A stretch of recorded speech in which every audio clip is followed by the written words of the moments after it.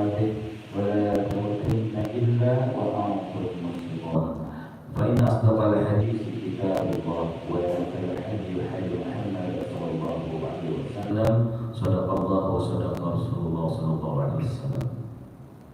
Bapak Ibu yang dimuliakan oleh Allah Azza wa Jalla, insyaallah sekalian rahmati Allah, khususnya seluruh pengurus pendidikan ini, seluruh pimpinan secara bersama, lalu ayahnya kudus, insyaallah juga berbagai yang selalu terus-menerus menempatkan istiqamah syariat Islam dan seluruh pengurus masjid yang tidak kasih bersatu dan juga para jemaah yang insyaallah selalu dirahmati Allah Azza wa Jalla. Salam kita kepada pimpinan Nabi Muhammad SAW, kepada pengurusnya, kepada para sahabat, para tabi'in, dan juga insyaallah kita yang masih beristiqomah tetap terus ya, dengan daya upaya serta kita gantung bangun lagi beristiqomah untuk tetap memperjuangkan syiar Islam, dan insyaallah keistiqomahan yang nanti akan membuat kita menjadi nafsu mutmainnah, yaitu nafsu yang tenang, dan kemudian dengan rahmat Allah kita akan dibersihkan hati kita dan kembali menjadi qalbun salim, di mana qalbun salim adalah syarat kita kembali pulang ke jannahnya Allah Azza wa Jalla. Semoga kita sampai di sana semuanya dan bertemu juga dengan keluarga-keluarga kita, baik yang sudah terdahulu wafat maupun yang akan datang. Baik. Bismillah Bapak Ibu, kita tiba di hadis hadis yang ke-40. Berarti sudah tinggal 2 lagi. Bahkan kalau misalnya sempat hari ini saya terus ke-41. Belum tahu betul sama seperti apa. Kita bacakan dulu hadisnya. Al-Hadisul Arba'un, hadis yang ke-40. Hadis di Umar radhiyallahu anhu maqal, dari Ibnu Umar radhiyallahu anhu maqal. Ibnu Umar ini anaknya Umar bin Khattab. Akhadha Rasulullah sallallahu alaihi wasallam bimankihi dan bi faqal. Ya. Dari Umar radhiyallahu ta'ala, Rasulullah sallallahu alaihi wasallam memegang kedua pundakku, kata Ibnu Umar. Lalu beliau bersabda, "Kun fid dunya ka'annaka al-gharibun aw 'abirun sabil." Kata Nabi kayak gitu. Jadilah engkau di dunia itu gharib, yaitu seperti orang yang terasing, atau abiru sabil, atau orang musafir. Jadi gharib itu sebenarnya guraba, orang yang terasing, orang di mana yang nantinya sepertinya aneh gitu. Kita jadi orang aneh, lama-lama kita berkesendirian, kita udah nggak lagi suka ngumpul-ngumpul, kita mulai seperti seolah-olah ya kehilangan teman, maunya menyendiri, meninggalkan hal-hal dunia yang kita tahu itu tidak manfaat, berkesendirian ya. Itu berarti jadi sebutnya guraba. Au adirus sabil, atau orang yang mampir jalan atau musafir jalan. Ya. Wa kana Ibnu Umar radhiyallahu ta'ala anhu yaqul, lalu Umar radhiyallahu kata lagi, "Iza amsayta fala tamtazil sabah." Jika kamu masuk sore, jika kamu masuk ke sore hari, maka jangan menunggu pagi hari, sabah subuh. Ya. Wa iza asbahta fala tamtazil masai. Dan jika nanti misalnya pagi hari, jangan kamu tunggu sore hari. Maksudnya hidup itu berkelanjutan aja, jangan nunggu. Wa husnul sihatika di maradhi. Manfaatkanlah waktu sehatmu, sihatika di maradhi, sebelum waktu mari sakitmu. Wa min hayatika di mauti, dan waktu hidupmu sebelum masa matimu. Hadis ini kalau boleh dicatat, hadisnya riwayat Imam Bukhari, nomor hadis 6414. Saya betul 16 ya, disebut 6.000 malu, beda 2. Baik, kita akan bahas sebenarnya Bapak Ibu, sanad matan hadis ini adalah lemah, lagi gitu. Tapi kenapa naik derajatnya jadi hasan? Seperti yang pernah kita bahas, ketika ada yang mendukung entah ayat Allah yang nanti saya akan bacakan ataupun hadis pendukung yang lain, maka hadis ini pun naik derajat jadi hasan. Ya, juga lagi ada sahih, ya, boleh sahih, ada hasan, boleh hasan, ada dhaif, ada maudhu. Kalau hadisnya palsu nggak bisa, kuatkan juga nggak bisa. Tapi kalau dhaif ada penguatnya bisa naik derajat. Baik, hadis ini secara pemaknaan penguatnya banyak, ya. Ya, tapi ada dua sebutan tadi, ada gharib, yaitu orang-orang yang asing tadi, yaitu orang-orang yang aslinya gharib ini katanya kan orang yang asing di negeri orang atau di negeri sendiri terasing. Nah, pemaknaan di sini adalah orang-orang memang sebagaimana Nabi menyatakan juga bahwa nanti ada satu masa ketika ada orang yang mencengkeram ya hadisnya sunnah itu dengan gigi geram. Jadi agak aneh, kelihatannya aneh, tapi sebenarnya dia taat kepada Allah dan Rasulnya, cuma kelihatannya aneh karena dia tidak lagi bergaul seperti normalnya dan seterusnya. Orang-orang seperti ini jadinya guroba disebut. Kalau bahasanya Pak Ketua tersesat di jalan yang benar, dikira tersesat padahal tidak benar. Justru orang-orang yang kebanyakan di mana menetapkan kebenaran dengan cara kebanyakan orang. Maksudnya gini, ada sekarang memang ketika kita menetapkan hukum agama itu berdasarkan orang banyak itu melakukannya, itu kurang tepat. Betul? Harusnya kalau kebenaran agama itu kembali lagi bagaimana, apakah Al-Quran ada menyebutkannya ataukah ada Nabi mengajarkannya. Tapi nanti akan ada di mana sebuah kebenaran itu ditetapkan karena banyak orang melakukannya. Nah, ini sebetulnya perasaan kita, gitu ya. Kemudian ada yang kedua, abirus sabil, yaitu musafir. Bedanya dengan gharib, kalau gharib itu di mana aja merasa terasing. Tapi kalau musafir, orang yang mampir, safar. Maka kalau pakai ma, musafir, jadi musafir orang yang safar. Kalau bahasa Arab kan gitu ya. Kalau kitab kan apa artinya? Ada yang bahasa kitab buku, maka toko buku maktabun, gitu ya. Sujud, maka masjid tempat sujud pakai tempat. Kalau temu jadi orang, gitu. Kita belajar masalah asal jadi. Baik ya, Ibnu Rajab tadi sekali lagi rahimahullah meriwayatkan bahwa hadis ini dhaif, namun penguatnya banyak. Boleh dicatat di dalam surat Al-Ghafir ayat 39. Surat berapa itu Ghafir? Berapa itu? Ya. Allah Azza wa Jalla berfirman, "A'udzubillahi minasyaitonir rajim. Ya qawmi inna mahaziyal hayatid dunya mata'u wa inna al-akhirata hiya darul qarar." Ya Allah, hai kaumku, ini berapa? Sesungguhnya ya, kehidupan dunia ini hanyalah kesenangan sementara. Ya. Hai kaumku, sesungguhnya kehidupan di dunia ini hanya kesenangan sementara. Sekali lagi Bapak Ibu, kesenangan sementara, tidak mungkin abadi. Dan sesungguhnya akhirat itulah negeri yang kekal. Ya, kita pahami di tafsir Ibnu Katsir bahwasanya ayat ini menegaskan bahwa apapun kesenangan dan juga kesedihan yang menimpa kita selama di dunia sifatnya kekal sementara. Cuma kita kan nggak kuat ya.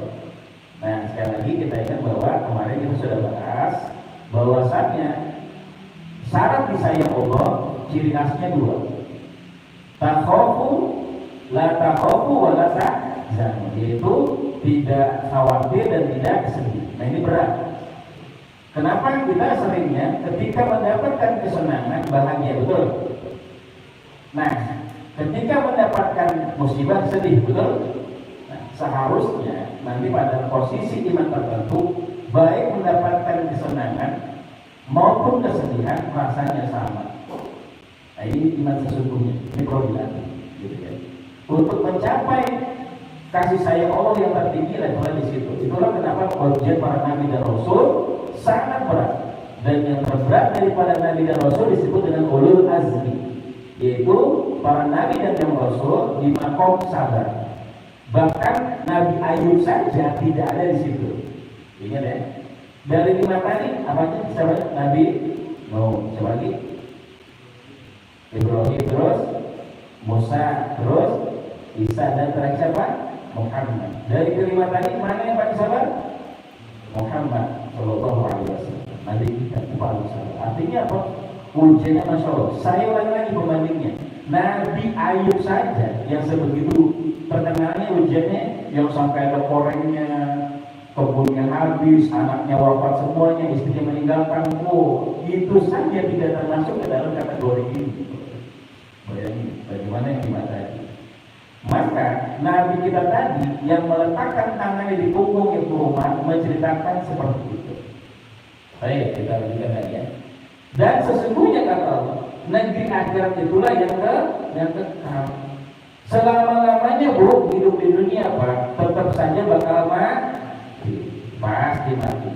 Tapi di akhirat dia bakal mati lagi. Dan dia bakal balik ke dunia lagi. Itulah. Perbedaan ahli surga dan ahli neraka adalah ketika wafat di alam kubur, alam barzakh, para calon penghuni surga akan gak sabar untuk segera kiamat. Tapi kalau ahli neraka ingin lama-lama itu kiamat. Ya. Jadi begitu kita wafat, Bapak Ibu, udah kelihatan bahwa kita bakal kemana. Gelisahnya kita kalau ahli neraka. Begitu ini buru-burunya kita kalau ahli surga. Bismillah, soal kita masuk surga semuanya. Baik, Ibnu Rajab rahimahullah berkata, dunia bagi seorang mukmin atau orang beriman bukanlah negeri untuk menetap.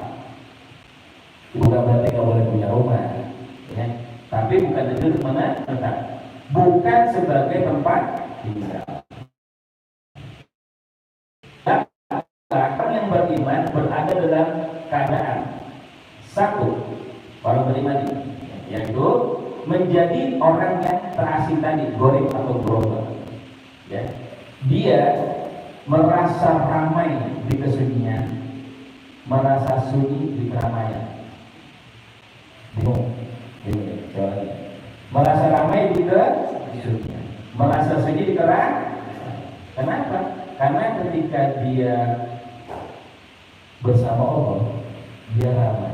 Makanya seringkali orang di level ini berdua-duaan sama Allah, terutama di malam hari. Ketika semua orang sedang tidur, dia bangun untuk melaksanakan sholat. Kok sholat? Karena sholat adalah cara kita connect dengan Allah. Ya. Kalau 5 waktu sih udah biasa. Cari waktu di mana Allah sangat suka orang yang memaksakan diri dalam keadaan ngantuk sholat. Sekali lagi saya sampaikan bahwa Rasulullah SAW mengatakan bahwa orang-orang awal yang itu disebut sholih karena apa? Karena rajin sholat malam. Saya ulangi, bahwasanya yang disebut orang sholih menurut para hasilnya adalah orang-orang yang dari orang-orang yang terbiasa sholat malam. Itu disebut orang sholih. Izinnya kita sampaikan seperti itu. Baik. Yang kedua, kata Ibnu Rajab tadi, pertama jadi orang global. Yang kedua adalah menjadi seperti musafir. Maksudnya apa? Kita nggak suka mampir lama-lama di satu tempat. Nggak suka lama-lama. Karena begitu lama-lama di satu tempat berarti kita enjoy, menikmati. Betul? Nah ini bahaya. Kita akan memilih tempat yang gak enak kita pergi, tempat yang enak kita tinggal. Itu bahaya. Ini juga sinkron dengan hadis Nabi. Jika telah selesai satu urusanmu, maka kerjakan yang lain. Seperti itu. Jadi jangan buang waktu. Maka di sini para mufassirin berpendapat itulah kenapa nongkrong kalau nggak ada manfaatnya segera tinggalkan. Sekali lagi, nongkrong kalau nggak ada manfaatnya tinggalkan. Begadang boleh saja kalau ada apa sih? Baik, lanjut ya. Baik ya, lanjut. Seorang musafir tidak tinggal sama sekali, bahkan malam dan siangnya dia terus berjalan ke negeri tempat tinggalnya. Maka Nabi Muhammad SAW mengatakan kepada Ibnu Umar tadi agar hidup dunia itu jadi salah satu dari konsep tersebut. Baik, berikutnya Imam Nawawi menegaskan dalam Ibnu Rajab rahimahullah berkata, artinya kalau seseorang semangat dalam mempersiapkan bekal safarnya, tentu semangatnya bukan memperbanyak kesenangan dunia. Maksudnya apa? Safar di sini adalah perjalanan menuju akhirat.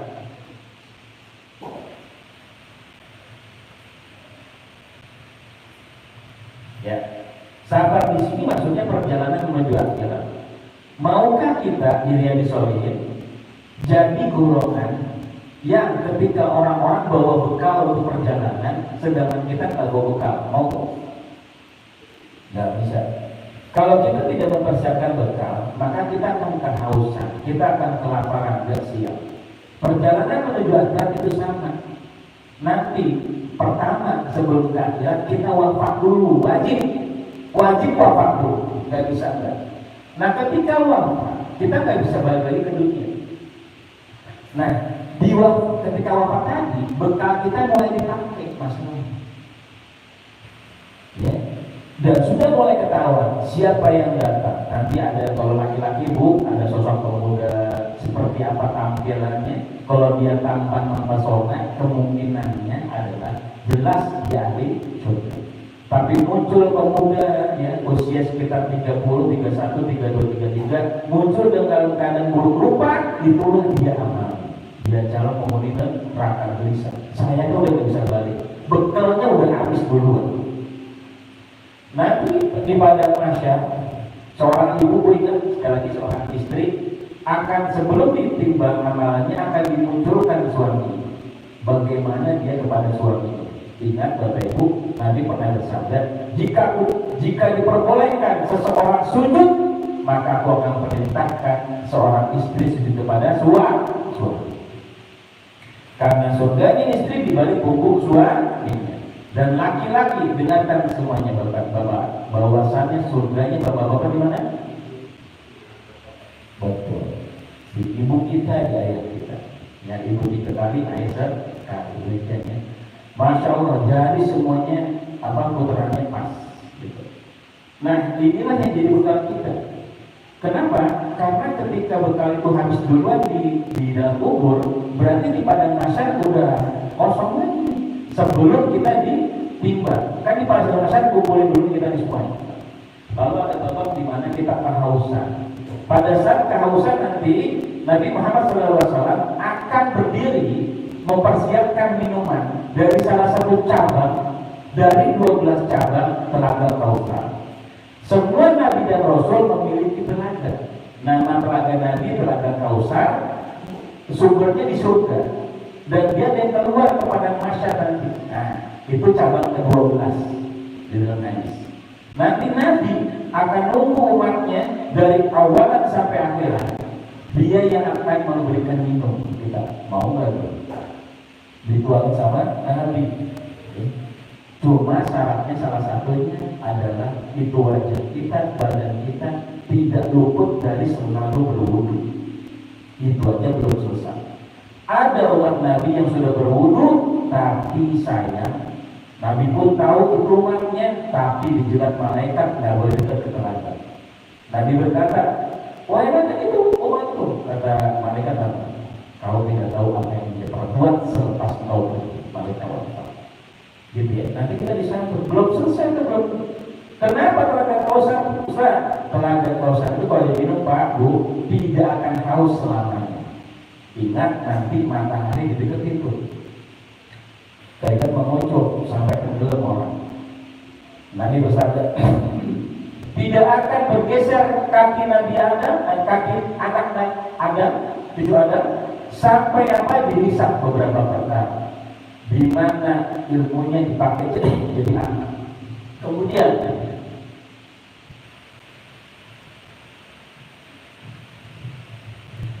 di mana hartanya dihabiskan, di mana hayatnya dihabiskan dan seterusnya akan dijual. Belum ditimbang, Masya Allah. Maka keadaan itu mencekam sekali. Sampai-sampai semua orang sudah tidak mengenal sanak saudaranya, nggak kenal suami istri, orang tua ke anak, ayah ke Allah sama sekali. Ya, dalam keadaan ranjang bulat. Siti Aisyah radhiyallahu anha bertanya pada Nabi, "Ya Rasulullah, itu gimana kalau panjang?" Kata Nabi apa? Tidak ada satu pun dari kita yang sempat memikirkan hal seperti itu lagi. Mencekam sekali. Namanya orang mau disidang, ya kan? Disidang semuanya. Yang pernah sidang pasti tahu kan? Orang kena bilang aja kan, betul kan ya? Disidang, semua orang akan disidang. Nah, bekal kita itu nanti dipakai. Di dunia itu hampir, maka perbanyak bekal untuk akhirat. Masalahnya di akhirat itu selamanya belum selesai. Setelah ditimbang nanti Bapak Ibu amal kita, apa yang terjadi? Kita lewat jembatan apa? Siratal Mustaqim. Hati-hati lagi. Siapa yang habis tadi amalannya, dia jatuh lebih awal. Penentunya di situ. Ada yang berdiri, ada yang lari, ada juga yang melangkah. Sebagai gambaran, salah satu sahabat Nabi Abdurrahman bin Auf, salah satu sahabat yang dijamin masuk surga, yang kaya raya kaya dan gak ada orang sedekah sehebat ini, itu jalan yang melangkah ke surga. Karena capek dia dihisab oleh Allah. Aisyah radhiyallahu anha berkata, celakalah orang yang didebat oleh Allah. Habis dia itu. Masya Allah. Kenapa? Karena salah satunya dosa terhadap manusia. Kalau kita Bapak Ibu punya urusan sama Allah, Allah cepat mengampuni dengan kita beristighfar bertobat. Tapi urusan sama manusia, usul fikihnya manusia akan menuntut di akhir. Maka selesaikan di dunia ini yang cuma sebentar sekali. Cuma sebentar. Maka jangan sampai kita punya urusan sama manusia. Itu makanya pendek waktunya. Karena begitu wafat selesai. Apa namanya? Bekal kita mulai dipakai. Kurang. Orang melewati jembatan Siratal Mustaqim, habis amalnya belum sampai ujung, jatuh dia ke neraka. Jatuh.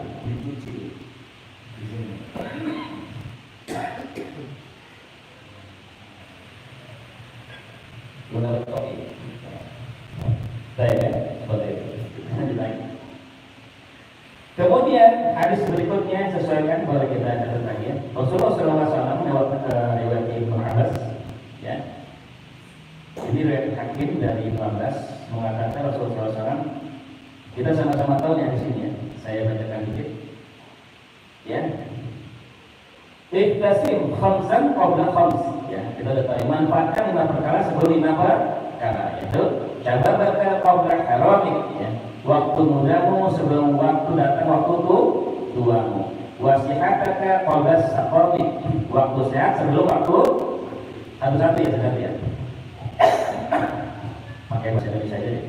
Pertama, waktu mudamu sebelum waktu tua. Yang kedua, wasihataka qabla saqamik. Waktu sehat sebelum waktu sakit. Yang ketiga, wa ghinaka qabla faqrika. Waktu kaya sebelum waktu kefakiranmu ya. Fakir bukan miskin, bukan miskin, tapi fakrika.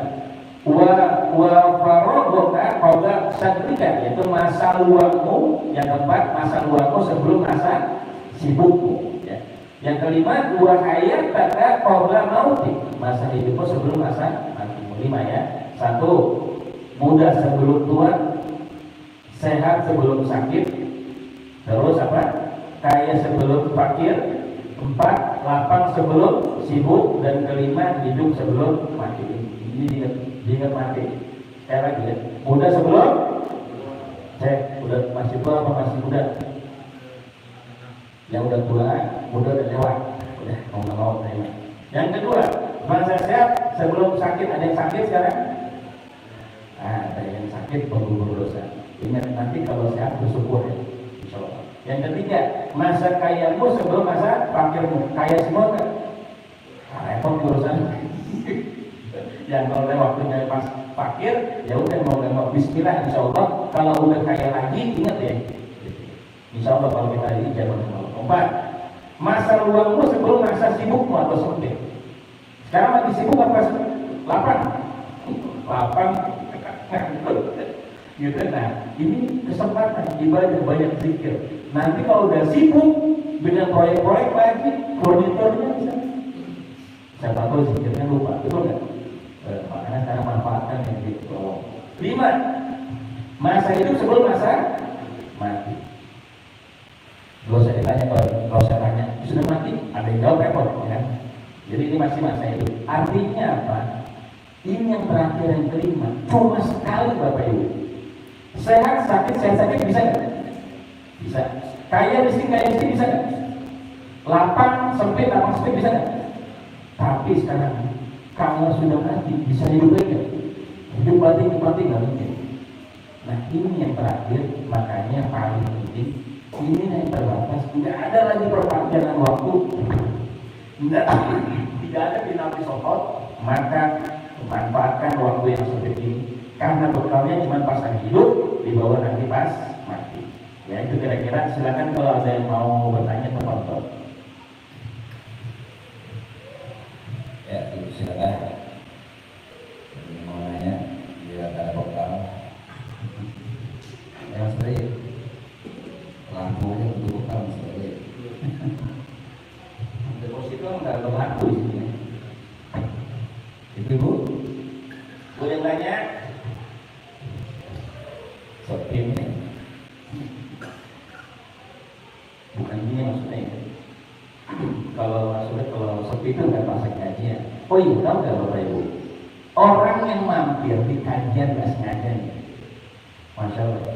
Tahu Bapak Ibu bahwa kajian itu selama kita masih kajian, selama waktu kajian masih duduk, maka yang duduk itu digugurkan dosanya satu persatu semua.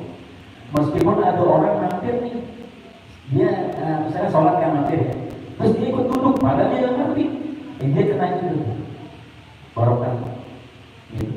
Mau dilamain lagi biar sampai habis, kita doa dosanya. Ibu ada pertanyaan? Bapak Ibu, Bapak-bapak ada? Gimana? Apa kita lanjut hari lagi? Terus, apa jam berapa sih? Ya. Baik, ya. Kita masuk ke hadis berikutnya boleh ya? Hadis berapa? Berarti 41. Saya nekot. Al-hadis wal arba'un. Hadis ke-41 ya. An Abi Muhammad Abdullah ibn Muhammad ibn As radhiyallahu anhu maqal ya. Dari Abu Muhammad Abdullah bin Amr bin As radhiyallahu anhu berkata ya. Qala Rasulullah sallallahu alaihi wasallam ya, bahwa Rasulullah sallallahu alaihi wasallam bersabda, la yu'minu ahadukum hatta yakunu hawahu taba'a lima jitu. Kata Nabi, tidak beriman seseorang di antara kalian hingga hawa nafsunya mengikuti lima jitubih, mengikuti apa yang aku bawa. Nanti kita jelaskan. Ini hadisnya riwayatnya Hasan juga. Tapi hujannya baik yang sahih, maka maksudnya bodoh sahih. Ya. Ada 3 hal di hadis yang ke-41. Satu, la yu'minu tidak sempurna iman seseorang, la yu'minu. Kemudian hawa nafsu. Kemudian yang ketiga adalah tabu'an lima jitu bi, ya, yaitu mengikuti hawa nafsunya, mengikuti yang Nabi bawa. Maksudnya ikutilah syariat Nabi, gitu. Ikut. Orang tidak akan beriman kalau nafsunya tidak mengikuti yang Nabi ajarkan. Kira-kira itu kesimpulannya. Orang dinyatakan tidak beriman kalau hawa nafsunya tidak mengikuti Nabi. Baik ya. Ini hadis nomor berapa ya bertanya? Di hari kan ada 32, 39. Baik ya. Kita bahas hadisnya.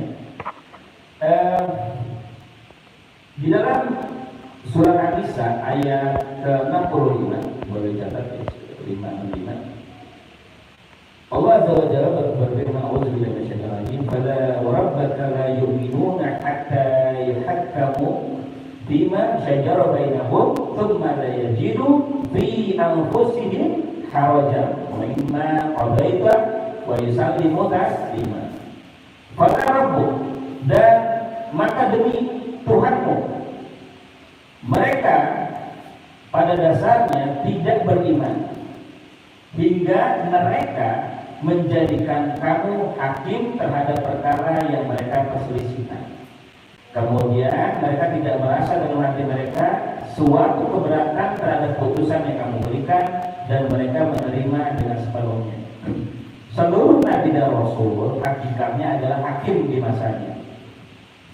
Contoh, kita pernah bahas ketika ada bayi yang dicuri oleh seorang ibu, ya, kemudian dituntut oleh ibu aslinya di hakim agung saat itu Nabi Daud. Lalu Nabi Daud ternyata keputusannya tidak memuaskan kedua ibu tadi. Lalu keluar ruangan, muncul Nabi Sulaiman yang memutuskan. Kata Nabi Sulaiman, udah dipotong aja anaknya jadi dua. Tentunya bagi ibu yang asli si anak tidak akan mau, udah dia dikasih aja. Maka itulah ibu yang asli. Setiap Nabi dan Rasul adalah hakim di setiap umat. Maksudnya adalah setiap umat Nabi dan Rasul harus mengikuti Nabi. Dan nanti Nabi Isa alaihissalam, yang diyakini sebagai Yesus Kristus, itu di akhir zaman akan mengikuti syariat siapa? Nabi Muhammad.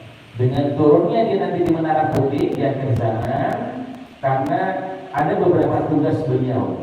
Salah satunya adalah menjadi hakim yang agung, kedua menghancurkan pajak, ketiga menghapuskan babi, dan seterusnya.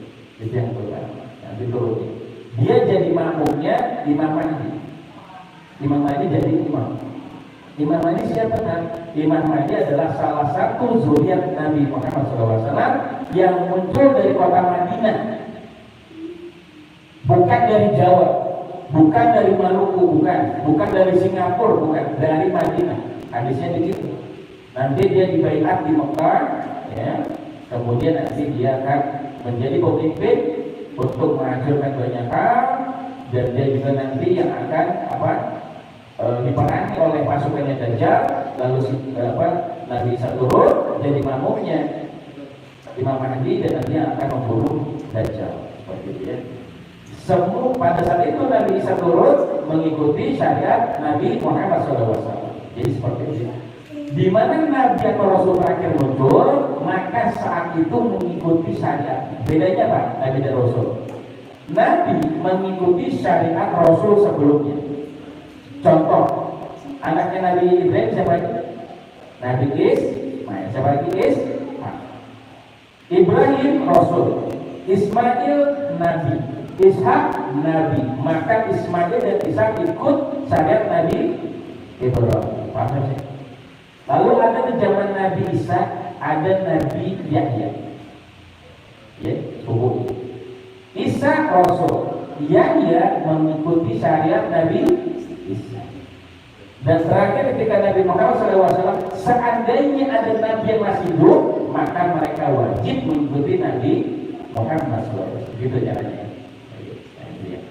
Nah, di hadis yang kita barusan, ini menegaskan bahwa betapa pentingnya bagi kita, ya, untuk mengikuti syariat Nabi Muhammad SAW. Jelas, ya, jelas. Misalnya, bunyal Islamu ala khamsah, syahadatu la ilaha illallah wa anna Muhammadur Rasulullah, dan seterusnya. Bahwasannya tegaknya Islam atas 5 perkara. Nah, ini rukun Islam. Ini syariatnya Nabi Muhammad SAW. Wajib diikuti. Gak boleh rukun Islam jadi 3, jadi 2, gak boleh. Contoh. Kemudian rukun iman juga ada 6. Ini adalah syariat. Maka wajib bagi kita ikuti. Gak boleh orang sholat 5 waktu. Nabi ngajarkan 5 waktu. Gak bisa. Gak boleh orang sholat subuhnya 4. Kuat ya, gak bisa. Nabi ngajarkan 2. Nabi Muhammad SAW sholat fajarnya 2, sholat qobliyah sebelum subuh 2. Ya udah 2, jangan jadi 4 misalnya. Ya. Qobliyah zuhur ada yang 2, ada yang 4. Karena Nabi mencontohkan, ba'da zuhur ada yang 2, ada yang 4. 2 maksudnya ya. Maka itu jangan 6. Utang-utang lagi.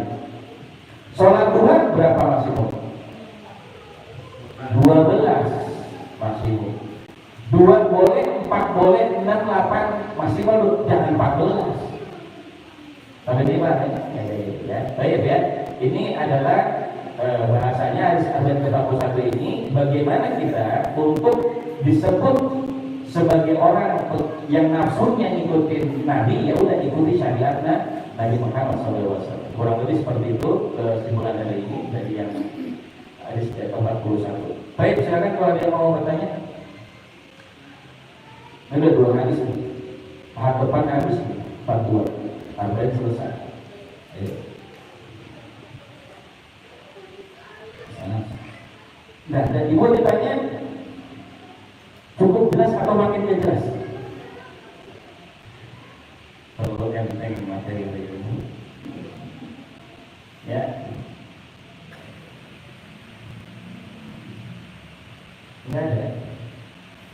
Ya, saya sampaikan satu ayat di dalam surat Muhammad ayat 9. Auzubillahi minasyaitonir rajim. Dzalika bi annahum karihu ma anzalallahu fa ahbata a'malahum. Kata Allah, yang demikian itu karena sesungguhnya mereka benci kepada apa yang diturunkan Allah. Yang diturunkan Allah Al-Quran. Lalu Allah menghapuskan pahala-pahala amal mereka. Nah, ini kasih. Jika ada seseorang benci dengan syariat Allah dan Muhammad, maka dia akan dihapuskan oleh Allah pahala. Riset. Ya, misalnya bilang begini, maaf, ini Al-Quran sudah tidak sesuai lagi dengan perkembangan zaman. Dia sebagai Al-Quran itu diriset pahalanya. Maka para mufasir, para ahli tafsir bersepakat yang kayak gini disuruh syahadat lagi. Suruh syahadat lagi nggak main-main gitu. Seperti itu. Atau mereka bilang misalnya nggak perlu sholat, cukup eling aja. Kan ada tuh ya kayak begitu. Jadi nggak usah sholat, nggak usah jalan syariat, dia cukup ingat sama Allah aja. Itu udah sholat. Gitu ya. Gitu. Maka yang ini juga disuruh bersyahadat ulang. Nggak main-main. Disuruh bersyahadat karena dia menolak syariat. Maka disuruh bersyahadat ulang. Bapak Ibu pahami ya, syahadat itu bisa berasal. Ada syirik kopi namanya yang terselubung. Misal kita terlalu mengidolakan, maaf ya Bu Pak, kita terlalu mengidolakan seseorang, maka itu masuk kepada syirik. Ya, siapapun itu, karena misalnya zuriat Nabi, kita berlebihan sama para habaib misalnya, para habaib pasti kita hormati, tapi jangan berlebihan kepada mereka. Berlebihan kepada mereka seolah mereka punya barokah yang kuat, maka bisa terjerumus di sini. Hati-hati. Biasa aja, memang kita disuruh khidmat dengan zuriat Nabi, jelas itu agama. Jangan sampai kita menghina mereka, berarti menghina kakeknya itu. Tapi jangan berlebihan kepada mereka, nanti terjerat. Kata Rasulullah juga demikian, jangan berlebihan kepada Rasulullah SAW.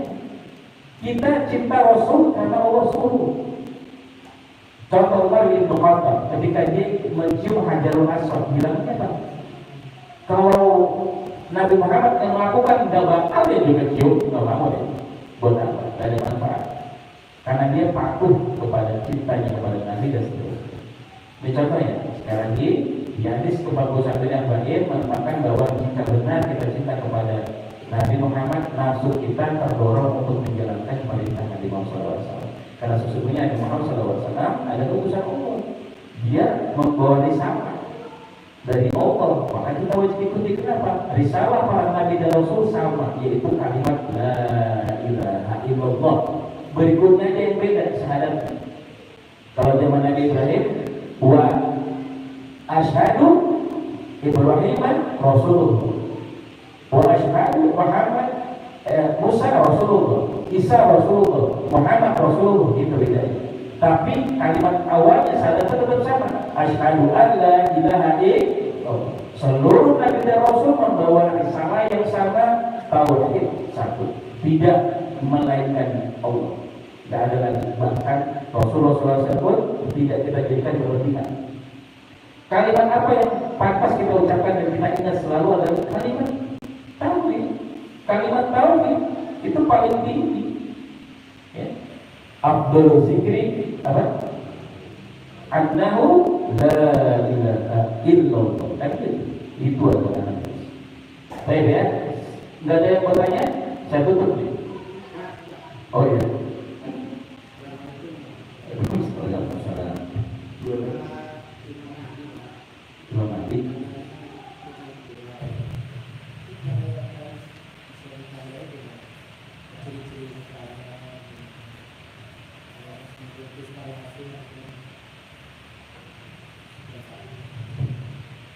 Baik, ya, di hadis jelas bahwasanya di dalam hadis Baihaqi dan Tirmidzi, ciri Nabi Muhammad, ciri Imam Mahdi itu wajahnya mirip dengan Nabi.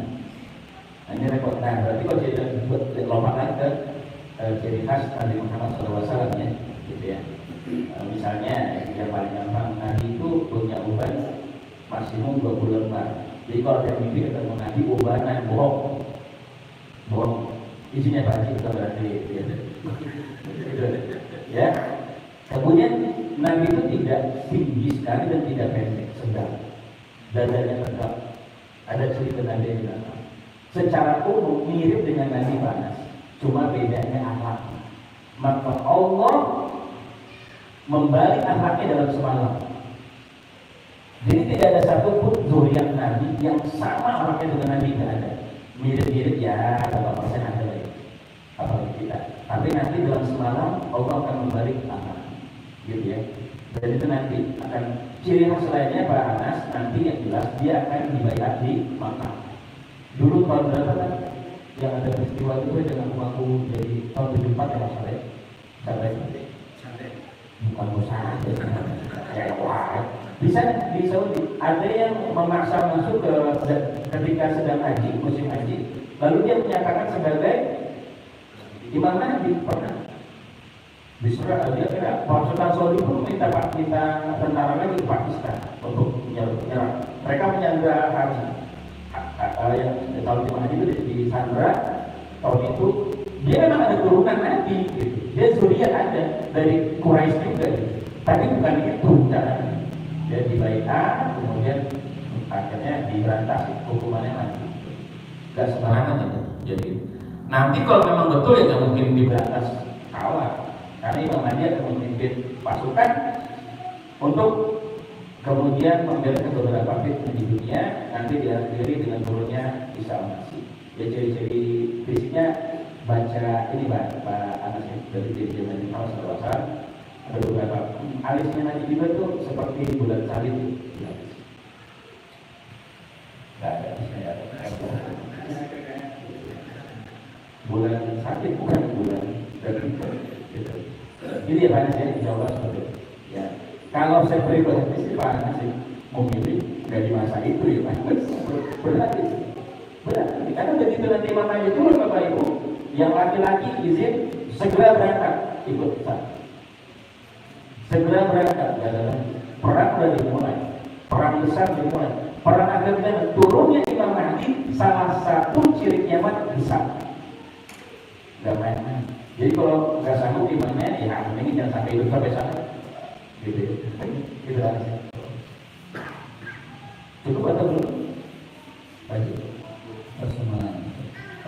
Tadi Ustaz sepertinya ada menyinggung sedikit jangan terlalu mencintai Nabi secara berlebihan ya. Tapi kan ada hadis yang bunyinya itu Nabi sendiri menyuruh umatnya untuk mencintai dia. Bahkan seorang hamba itu tidak ada beriman bila aku itu tidak dicintai melebihi daripada harta, melebihi daripada cintanya kepada manusia. Itu Nabi sendiri memerintahkan begitu. Terus dalam arti juga kita itu selalu memuji Nabi. Saking udah bilang apalagi sih mesti kita puji dengan Nabi. Mereka mengatakan Nabi itu Tuhan aja. Tapi kalau pujian seperti kita seperti itu kayak yang saya sekarang kalau dia seperti kalau kembali ke hadis tadi Nabi begini begitu. Baik. Bahkan pernah ada sahabat nanya seberapa besar sih nanti saya mesti membaca apa mungkin Nabi mesti seumur apanya ya pernah saya bilang dulu. Betul. Ya, dicek lagi versinya ya, semuanya cek lagi. Kita bicaranya pakai nas ya. Dan dimaksud dengan mencintaiku melebihi dari mencintai dirimu adalah kita nggak mungkin secara level itu bisa mencintai Nabi lebih dari kita. Kita saja mencintai sahabat kita lebih dari kita, bisa nggak? Bisa nggak? Jadi paham maksudnya? Nah, yang paling sokse, yang paling jumhur dari pendapat ini adalah tadi, maka tidak ada satupun yang lebih kita patuhi kecuali apa yang Nabi ajarkan. Maksudnya ke situ pasti itu berarti kita cinta. Harta ibu bapak kita, maaf nih, kunci surga kita memerintahkan sesuatu yang bertentangan daripada Nabi, ikut yang mana? Nabi atau ibu orang tua kita? Lebih siap disebut tidak apa namanya? Tidak birrul walidain atau kepada Nabi? Ada salah seorang sahabat Nabi pernah sampai dia diancam sama ibunya, kalau kamu ikut Muhammad maka kau bukan anakku lagi. Tapi dia ikut Muhammad, itu caranya gitu. Paham ya? Memuji Nabi boleh nggak? Nah, itu sunnah. Tapi tidak berlebihan, paham sampai sini.